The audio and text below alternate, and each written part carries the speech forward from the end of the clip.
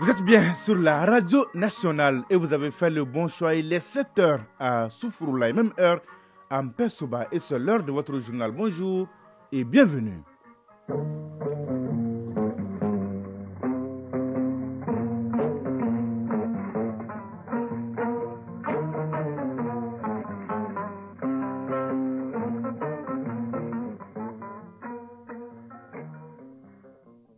Le journal Sidiki Dambélé.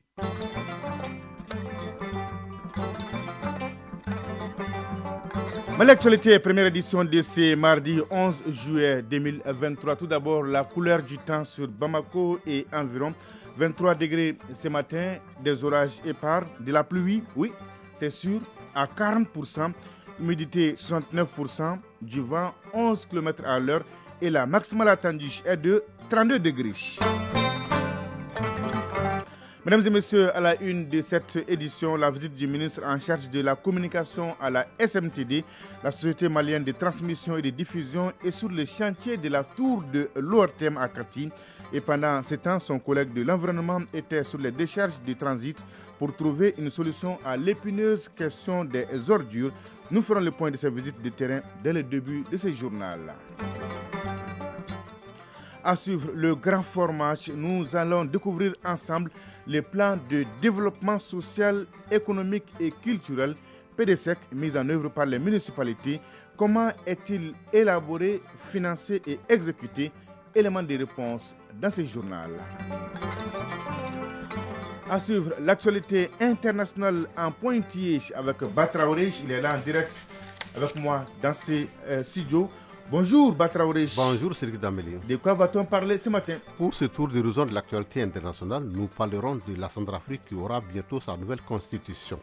Nous nous rendrons ensuite en Libye où un accord vient d'être trouvé pour la répartition des revenus pétroliers. Nous bouclerons par ce périple que le président iranien entame dès aujourd'hui dans 3 pays africains.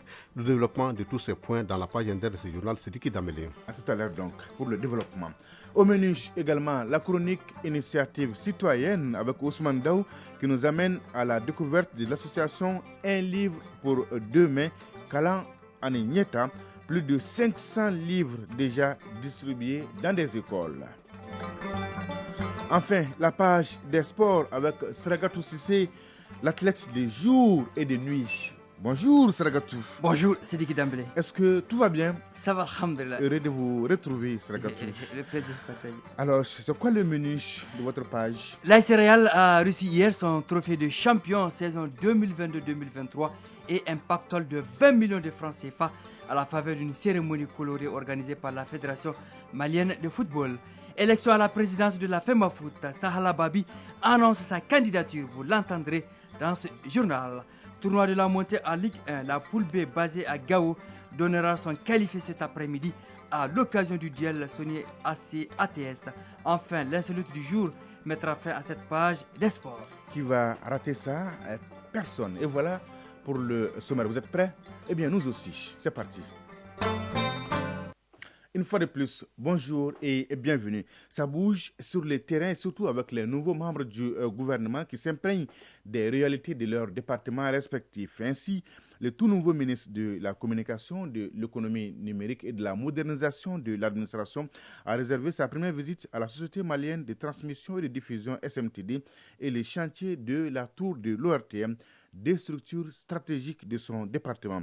Sur les 2 sites, le ministre Alhamdou Ag Ilien a beaucoup échangé avec les patrons des 2 structures sur les conditions de travail et sur l'évolution des travaux de la tour de l'ORTM. Voyons avec Mamadou Fane les constats qui se dégagent de cette première visite du ministre. Première sortie sur le terrain du ministre de la Communication, de l'économie numérique et de la modernisation de l'administration, la SMTD, Société malienne de transmission et de diffusion. À la SMTD, le ministre était venu s'enquérir des conditions de travail des agents. Il s'est ensuite rendu sur les chantiers de la tour de l'ORTM et la nouvelle direction de la SMTD sur la route de Kati.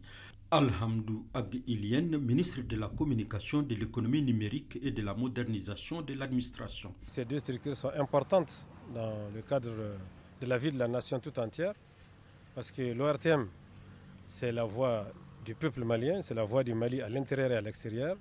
La SMTD, c'est elle qui rapporte et transmet et porte cette voix C'est grâce à la SMTD que beaucoup de gens ne le savent pas. C'est grâce à la SMTD que toutes ces bonnes émissions et toutes ces informations qu'édite l'ORTM sont transmises et diffusées dans le monde entier. Donc je ne pouvais pas commencer à travailler sans venir toucher les réalités, voir les difficultés, motiver le personnel, l'encourager et le féliciter. Les travaux des chantiers de la tour de l'ORTM et de la SMTD connaissent un retard dû aux ressources limitées de ces deux structures. Le ministre a promis de faire un plaidoyer pour un avancement rapide des travaux. Alhamdou Ag Ilien, ministre de la Communication, de l'économie numérique et de la modernisation de l'administration. Les chantiers, ça demande beaucoup de ressources humaines, mais aussi beaucoup de ressources financières. Et compte tenu de la tension de trésorerie qui prévaut au Mali aujourd'hui, mais je m'engage quand même à voir avec les plus hautes autorités qui portent beaucoup d'intérêt à la télécommunication et à l'information, je m'engage à faire le plaidoyer, n'est-ce pas, pour qu'on puisse au moins avoir le déblocage de certaines sommes pour pouvoir vraiment permettre à ces deux structures de pouvoir travailler et de pouvoir achever leur chantier. Le ministre a souligné le rôle stratégique important de ces deux structures de son département. Il s'est dit disposé à tout mettre en œuvre pour doter ces structures de moyens à la hauteur des ambitions des autorités du pays. Autre site et avec un autre membre du gouvernement, le ministre de l'Environnement, de l'Assainissement et du Développement durable, Mamadou Samaké, accompagné d'une forte délégation, s'est rendu lui sur les décharges de Lafiabougou, de Daoudabougou et de Noumoubougou. Occasion pour lui d'échanger avec les acteurs locaux sur la gestion des ordures et la protection de notre environnement. Des échanges qui ont permis au ministre de mesurer toute la problématique de la gestion des ordures, mais aussi d'identifier les défis et les besoins spécifiques pour assainir durablement notre cadre de vie. On fait le point avec Agibou Koulibaly. Quelques jours après sa prise de service, le ministre de l'Environnement, de l'Assainissement et du Développement durable a décidé de faire de la problématique de la gestion des ordures dans le district de Bamako son cheval de bataille. C'est ainsi que Mamadou Samaké et sa délégation se sont rendus successivement sur les sites de décharge de transit de déchets de Lafiabougou, de Daoudabougou et la décharge finale de Noumoubougou. Le ministre a rencontré des représentants des autorités locales et d'autres parties prenantes impliquées dans la gestion de l'environnement et de l'assainissement. Ces rencontres ont permis d'établir des relations de travail, de mieux comprendre les défis et les besoins spécifiques de chaque partie et de renforcer la coordination entre les différents acteurs. Mfa Diabaté, maire de la commune de Tienfala. Nous pensons accompagner l'État dans cette difficulté, mais il faut que la décharge aussi soit humanisée. Au cours de ce périple, le ministre a souligné l'importance de la préservation de l'environnement et de l'amélioration de l'assainissement pour assurer un développement durable et la qualité de vie des populations. Mamadou Samaké, ministre de l'Environnement, de l'Assainissement et du Développement durable. La gestion des déchets solides à Bamako est un sujet très complexe. C'est un dossier qui est passé par beaucoup de péripéties. Il y a eu différentes tentatives de solutions. À chaque fois, il y a des solutions d'urgence, d'évacuation des ordures de tel ou tel dépôt de transit. Et quelques mois après, le problème revient. Donc c'est devenu un serpent de mer. Aujourd'hui, nous voulons sortir de cette gestion, en tout cas de l'urgence, et nous inscrire dans une gestion stratégique des déchets solides de la ville de Bamako. Le ministre Samaké d'encourager tous les acteurs à s'impliquer activement dans la protection de l'environnement et l'amélioration de l'assainissement en adoptant des pratiques durables telles que la gestion responsable des déchets. Biennale artistique et culturelle Mopti 2023. Page spéciale.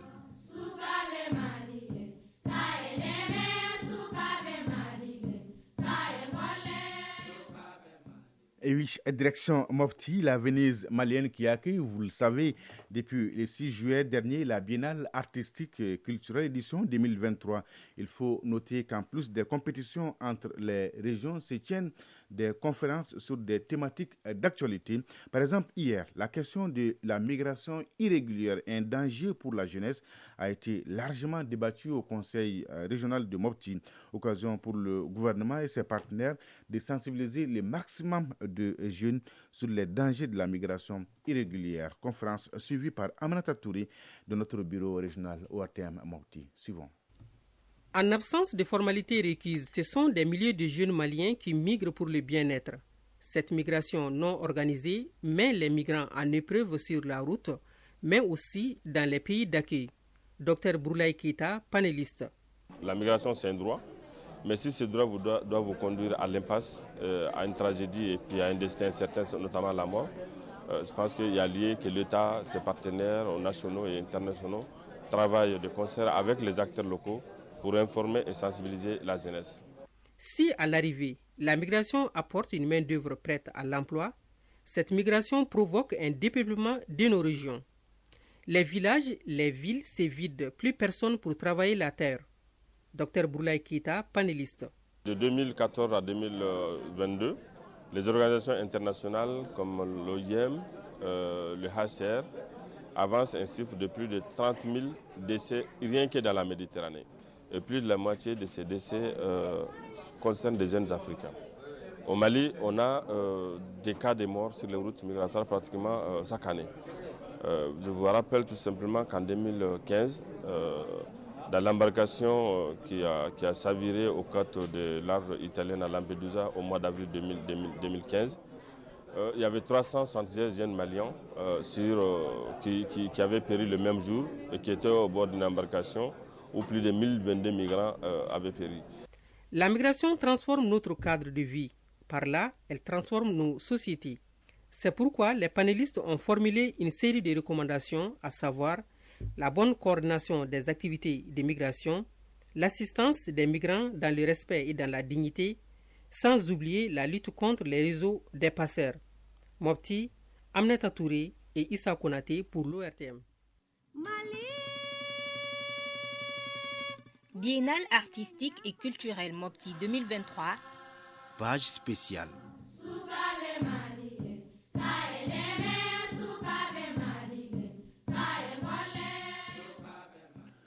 Ce qui nous conduit au grand format de ce journal avec cette interrogation, c'est quoi les PDSEC des Mériches? Eh bien, c'est très simple. C'est le plan de développement social, économique et culturel. C'est comme un tableau de bord pour la programmation et l'exécution des réalisations que les municipalités se proposent de mener. L'élaboration, le financement et l'exécution des travaux ciblés conformément à ces documents doivent respecter des principes. Notre équipe de reportage dirigée par Batraoré s'est rendue justement dans 2 mairies de la capitale pour nous éclairer sur le sujet. Suivons ensemble. Les municipalités sont liées à leur population des ressorts par un contrat moral, celui d'assurer le développement local en termes d'infrastructures sanitaires, scolaires, d'entretien des rues ou d'évacuation des ordures. Le respect de ce contrat nécessite l'élaboration du PDSEC, Plan de développement social, économique et culturel, un document d'importance capitale pour le conseil municipal. Jonathan Podjoukou, point focal du PDSEC en commune 6 du district de Bamako. Un document de planification pour 5 ans prend en compte l'ensemble des préoccupations des populations d'une collectivité donnée. Le PDSEC peut être élaboré pour 3 ou 5 ans selon les spécialistes. Son élaboration s'est faite de façon méticuleuse eu égard à son utilité dans la programmation et l'organisation des activités que la mairie se propose de mener. Adama Konaté, 3e adjoint au maire de la commune 5 du district de Bamako. Pour l'élaborer, c'est une participation collégiale. C'est au niveau d'abord des quartiers. Ensuite, la priorisation de ces besoins. Jonathan Podjoukou, point focal du PDSEC en commune 6 du district de Bamako. Ces préoccupations à la base sont remontées au niveau du conseil communal à travers le comité qui a été mis en place par les maires. Et après, nous essayons de compiler à travers un atelier que nous organisons pour voir effectivement ce que les populations ont exprimé en termes de besoins à la base, si ces préoccupations, ces besoins-là sont pris en compte et nous validons et nous remettons au conseil communal. Une fois le PDSEC est réalisé et approuvé, une autre phase commence pour la municipalité, celle du financement des activités ciblées conformément aux documents. Adama Konaté, 3e adjoint au maire de la commune 5 du district de Bamako. Le financement des besoins est d'abord axé sur les taxes locales. C'est tout développement qui ne prend pas en cause. Alors, l'apport de la collectivité est voué à l'échec. Pour cela, le PDSEC se focalise par le recouvrement des taxes locales. Ensuite, alors la négociation des financements extérieurs. Jonathan Podjoukou, point focal du PDSEC en commune 6 du district de Bamako. Un plan annuel qui tient compte, n'est-ce pas, des besoins des populations. Chaque année, nous puissions voir réellement qu'est-ce qu'on peut faire en termes de priorité. Parce qu'on ne peut pas tout faire, puisqu'il y a des ressources derrière qu'on doit mobiliser et les collectivités n'en ont pas. Tout au moins, elles font ce qu'elles peuvent, mais il faut un accompagnement, un appui externe à travers les partenaires que la mairie, n'est-ce pas, cherche pour la mise en œuvre de ces projets. Au sein des 2 conseils municipaux, l'on accorde une place de choix à l'apport des mairies dans le financement du PDSEC. Toutefois, l'on regrette la faible mobilisation des ressources propres, occasion d'inviter le citoyen à un sursaut d'orgueil pour le paiement des taxes municipales. Bonjour Batraouri. Bonjour Cédric Dambélé. Merci pour ces explications sur le plan de développement social, économique et culturel. À présent, la page internationale, c'est avec vous. En Centrafrique, le projet de nouvelle constitution franchit une nouvelle étape. Oui, le référendum sur le projet de nouvelle constitution en Centrafrique est prévu pour le 30 juillet prochain. En vue de ce scrutin, le président Faustin Archange Touadéra vient de remettre le projet du texte à la Direction nationale de la campagne référendaire, l'organe chargé de publier ces textes. La mesure phare concerne le mandat présidentiel qui passe de 5 ans limité à 2 mandats à 7 ans sans restriction. La guerre au Soudan, parlons-en, des initiatives Batraouri, oui, des initiatives diplomatiques sont en cours, mais aucune avancée. Pendant que le Soudan s'enfonce chaque jour un peu plus dans la guerre, aucune initiative diplomatique n'est encore parvenue à rompre le cycle de violence entre l'armée et les forces de soutien rapide. Hier, une réunion de l'IGAD sur le pays s'est cependant tenue à Addis Abeba pour faire suite au sommet du 12 juillet. Au cours duquel l'organisation régionale avait planifié un processus de paix pour rétablir le dialogue. En Libye, l'ONU salue l'accord trouvé pour la répartition des revenus pétroliers. Cet accord conclu le 8 juillet dernier stipule la création d'une haute commission de surveillance financière des revenus pétroliers. L'annonce de la création de cette commission fait baisser d'un cran la tension qui était montée durant les 2 dernières semaines. La haute commission de surveillance financière est présidée par Mohamed El Manfi qui dirige le conseil présidentiel, la plus haute autorité de l'exécutif libyen. Elle est composée de 18 membres représentant les différentes parties et institutions politiques et financières. La commission sera chargée de déterminer le volet des dépenses. Un mot sur le sommet de l'OTAN qui s'ouvre aujourd'hui. L'Ukraine sera au cœur des discussions, Batraouri. Oui, Vilnius, la capitale de la Lituanie, accueille ce mardi 11 juillet les chefs d'État et de gouvernement des 31 pays de l'OTAN et leurs partenaires pour 2 jours. Au programme du sommet, le renforcement du dispositif militaire de l'Alliance, la hausse des dépenses, l'adhésion de la Suède après la levée du blocage turc et surtout la guerre en Ukraine. Kiev demande une adhésion rapide ou à défaut des engagements concrets. Et pour terminer, chez Batraouri, le président iranien poursuit en Afrique son offensive diplomatique. Ce voyage est la première visite d'un dirigeant iranien en Afrique depuis 11 ans. Pour ce périple que le président iranien Ibrahim Raisi entame ce mardi 11 juillet, 3 pays africains sont au programme, le Kenya, l'Ouganda et le Zimbabwe. C'est une nouvelle étape de l'offensive diplomatique lancée par l'Iran pour trouver de nouveaux alliés sur la scène internationale. Sidiki Dambélé. Merci Batraouri pour toutes ces informations. On est bien servi. Bonjour Sragatou Sissi. Bonjour Sidiki Dambélé. Est-ce que tout va bien Sragatou? Ça va, alhamdoulilah. Donnez-nous l'heure, la bonne et la vraie heure. Il est 7h19 à Hamakoulagi, c'est dans la région de Gao. On se retrouve juste après les jingles.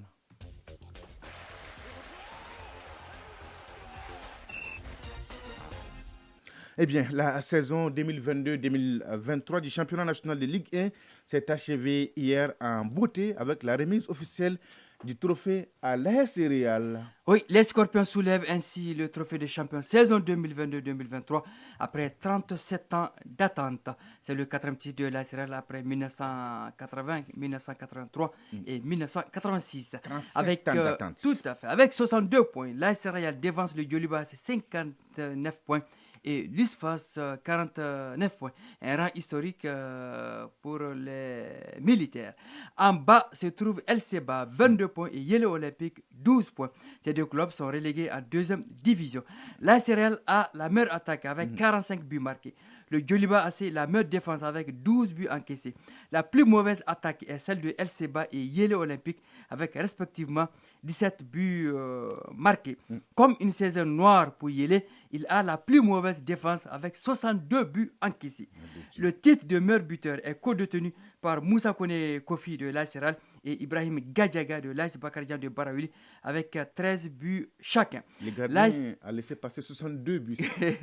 Ainsi que sa défense. La Céréale totalise 18 victoires contre 3 à LCBA et Yele Olympique. Le Djoliba AC enregistre seulement 3 défaites. Yele en compte 24. La Céréale représentera le Mali en Ligue des Champions et le Stade Malien de Bamako, vainqueur de la Coupe nationale en Coupe de la Confédération. Pour cette saison 2022-2023, 453 buts ont été inscrits en 240 matchs. 453 buts. Oui, soit une moyenne d'1,88 buts par match. Les premiers, Binga FC et l'Union sportive de Bougouni, ont tenu les rangs en restant en Ligue 1. La Céréale, championne, empoche 20 millions de francs CFA. Le Djoliba, c'est deuxième, 10 millions de francs CFA. Et l'USFAS, troisième, s'en sort avec 5 millions de francs CFA. La Céréale, champion. 20 millions. Il n'y a pas erreur sur les chiffres. Non, pas du tout. Par hasard 200 millions. Non. 20 millions. J'imagine, la fédération n'a pas cette somme pour donner 20 millions, et c'est déjà encaissé. Élection à la présidence de la FEMAFOOT, Salah Babiche annonce, lui, sa candidature. Le président de la Ligue régionale de football de Tombouctou va se lancer dans la course. On écoute le candidat Salah Babi au micro de notre reporter Ari Djoumatina. Je vous confirme que je suis candidat pour diriger la Fédération malienne de football dans les 4 années prochaines, menant à l'horizon 2027. C'est l'occasion de remercier nos prédécesseurs qui ont écrit les glorieuses pages de l'histoire de notre football. En tout état, nous leur devrons respect et gratitude. Salah Babiche, candidat à la présidence de la FEMAFOOT Sragatou. L'élection aura lieu le 29 août prochain. 29 août 2023, c'est bien noté. Tournoi de montée en Ligue 1 à Caille et Gaouche pour le foot masculin et à Ségou pour le foot féminin. Dans la poule A à Caille à 16h30, Asak de Ségou à Club de Kidal au stade Abdoulaye Makoro Sissoko et AS Alençon de Sikasso, IS Bougouba de Koulikoro au stade Demba Koulibaly. Au classement, l'US Bougouba est en tête avec 6 points devant l'AS Alençon 3.2, Club de Kidal 3.2 également et l'Asak de Caille 0 points. Dans la poule B à Gao, match de vérité ce mardi à 16h au stade Kassé Keita entre le Sony AC 2e 4 points et ATS de Koro Mopti leader 6 points. Demain mercredi à Venace de Tombouctou AS Guerrier du Mandé. Direction Ségou pour le foot féminin. Dans la poule A à 16h, l'affaire club de Tombouctou AS Commune 3 au stade Amarinda et à 18h Lambersat de Bafoulabé AS Ramaya de Kati au stade Sori Konangi. Dans la poule B, Teria de 100 AS Weltare de Mopti. Oui, c'est bien noté, Sragatou. Alors, qu'est-ce qu'il nous reste? L'insolite, le temps file. Hein? Oui, on est dans les temps, oui. L'insolite du jour, à l'intérieur du pays, un joueur se souviendra longtemps, très longtemps, des matchs de football contre une équipe rivale. Les matchs étaient intenses, très intenses, jusqu'au coup de sifflet final. Sragatou, vous étiez là, vous avez tout suivi avec votre caméra, vous avez tout noté avec votre stylo. Racontez-nous tout maintenant. Alors, l'entraîneur dans sa causerie d'avant-match a dit à ses joueurs de ne pas concéder de pénalty, encore moins manquer la sentence lors de la série des tirs au but. Ouais. Alors les joueurs ont tous donné leur parole d'honneur. Mi-temps 0-0. Les minutes s'égrènent, score final 0-0. Alors on contracte. Les malheureux tireurs recevront de leur entraîneur un coup de fouet. Quoi? C'était quand même le mot d'ordre. Donc l'entraîneur avait un fouet. Avait un fouet, tout à fait. Alors, place à la séance des tirs au but. Les joueurs de l'équipe en question commencent déjà à suer à grosses gouttes en cas de faux pas. Le premier tireur se prépare. Ouais. Il pose le ballon et tire, main au-dessus. Sur l'action, il prend la fuite. Poursuivi par l'entraîneur muni de sa cravache. Alors, selon nos sources, il a pu rattraper ce jeu et lui administrer une belle correction. Sacré entraîneur, sacré Sregatou Sissi. Merci Sregatou. Je vous appelle. Initiative citoyenne. Le développement par nous-mêmes. Et oui, l'association Un livre pour 2 mai Kala Ani Nieta se bat pour promouvoir la culture et l'éducation. Elle a déjà remis plus de 500 livres à plusieurs établissements scolaires pour enrichir leur bibliothèque. Cette jeune association organise également chaque année une foire aux livres à l'intention des jeunes scolaires pour susciter le goût de la lecture chez les élèves. Allons à la découverte de l'association Un livre pour 2 mai Kala Ani Nieta dans la chronique Initiative citoyenne. C'est avec Ousmane Dao. L'association Un livre pour 2 mai, Kalan Anigneta, œuvre pour une éducation de qualité, notamment à travers la lecture et l'écriture depuis les petites classes. Pour ce faire, elle organise des concours entre les élèves, mais aussi une foire aux livres tous les ans pour susciter le goût de la lecture chez les jeunes scolaires. Fana Diakité, président de l'association Un livre pour 2 mai, Kalan Anigneta. Nous avons pu mettre en place un salon du livre qui est destiné à la jeunesse pour qu'ils découvrent très tôt qu'est-ce qu'un salon du livre, qu'est-ce que le livre, qu'est-ce que le manuscrit. Parce qu'on s'est dit que la base de la réussite de toute éducation, en réalité, c'est la lecture. Une fois que l'élève sait lire et écrire, tout le reste devient facile pour lui. De sa création en 2011 à nos jours, l'association Un livre pour 2 mai Kalan Anigneta a remis plus de 500 livres à plusieurs établissements scolaires à Bamako et à l'intérieur du pays.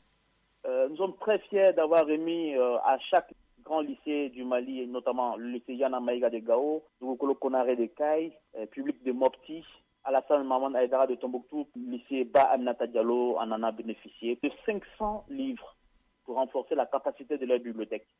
Pour autant, l'association rencontre un certain nombre de difficultés. Avec toutes les activités dont les élèves maliens bénéficient, aucun accompagnement des structures maliennes. Tous nos partenaires sont des étrangers. C'est les Français, c'est les Néerlandais, c'est les Américains. C'est ce côté qui fait que, malgré qu'on est très heureux d'apporter notre contribution à l'éducation, mais il manque encore quelque chose. Il ne faut pas qu'on attende tout le temps que les aides viennent de l'extérieur. Il est important qu'on arrive à se prendre nous-mêmes en charge, d'abord à se faire confiance. Et ça commence par nos autorités en première position. Depuis un moment, l'association multiplie ses domaines d'intervention, surtout en milieu carcéral, pour favoriser la réinsertion des détenus de la prison de Bolé. Fana Diakité, président de l'association Un livre pour 2 mai, Kalan Anigneta. Au-delà du monde du livre où on intervient, on s'occupe aussi de plusieurs projets.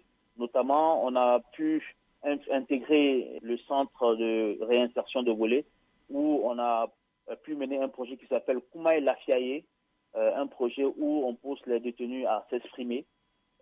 Pour nous, c'est pas parce qu'elles sont en prison qu'il faut totalement les abandonner. Elles vont purger leur peine et ressortir, revenir dans la société. Et donc, pour nous, c'était l'occasion de les sensibiliser et pour qu'elles puissent éviter la récidive. Pour une éducation de qualité, l'association Un livre pour 2 mai Kalan Anigneta souhaite l'implication de tous les acteurs à quelque niveau que ce soit pour une école performante. Merci Ousmane Dao. 7h29 à Nkourala. C'est donc tout pour ce journal. Merci, grand merci à Batraouré et à Idrissa Dambélé qui m'ont aidé à la réalisation, aux opérations techniques Mamadou B. Diallo. La mise en ligne est assurée par Tamsir Diabaté, présentation Sidiki Dambélé. Merci de votre fidélité et de tous vos soutiens, c'est réconfortant. L'info continue sur WhatsApp. Tout de suite, la page météo avec Mahamadou Keita, suivi des avis divers avec Fousseni Diara. Et à 13h, vous avez rendez-vous avec Bemba Sibi pour la deuxième édition du journal.